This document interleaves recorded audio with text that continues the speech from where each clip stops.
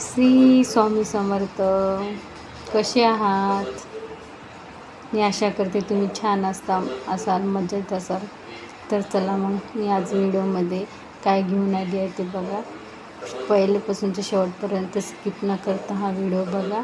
म्हणजे तुम्ही अर्धवट पाहता, मग याच्यातून तुम्हाला काही समजत नाही, तर त्याच्यासाठी तुम्ही शेवटपर्यंत हा व्हिडिओ बघा. या व्हिडिओमध्ये अशी सांगणार आहे मी, परमपूज्य गुरु माऊली हितगुजमधून असं सांगितलं आहे की ज्याला संतती सुख नाही आहे, त्याला काही प्रॉब्लेम येत आहे, खूप वर्ष लग्नाला झाले तरी त्यांना मूलबाळ नाही आहे, तर त्यांनी हा उपाय करून बघा. तर हा उपाय असा आहे, तुम्ही जर स्वामी सेवेत असाल तर तुम्हाला माहीतच आहे, श्री स्वामी स्तवन 11 माळी किंवा 1 माळ श्री स्वामी समर्थ, पुन्हा कुलदेवीचा मंत्र ओम ऐं क्लीं चामुंडाय हा मंत्र 1 माळ स्वामी सेवेचा, म्हणजे हा रोजचा उपाय आहेच. हा स्वामी चरित्र सारामृताचे 3 अध्याय हे तुम्हाला तर माहीत असेल, पण हा संतती सुखसाठी हा उपाय असा आहे की, तर गोपाल कृष्ण भगवानला एका पात्रामध्ये घ्यायचं. पात्र पहिलेच मोठं घ्यायचं, म्हणजे जेणेकरून त्यामध्ये पाणी म्हणजे सांडलं नाही पाहिजे, कारण ते तीर्थ होणार आहे ना ते.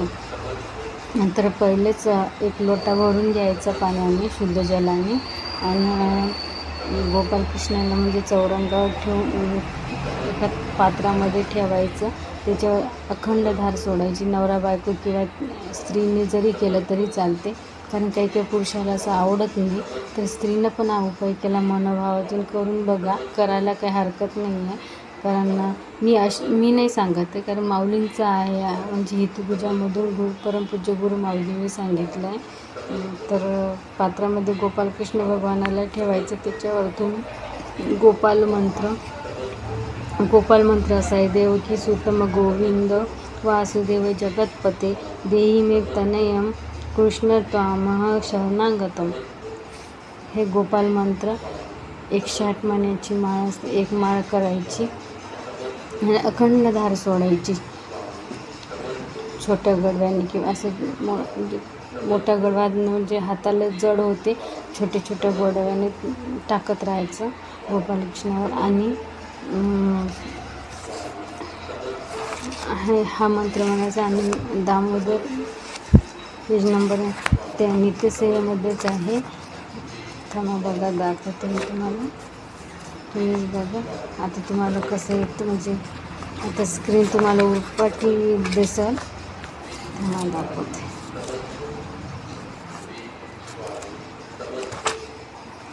बघा,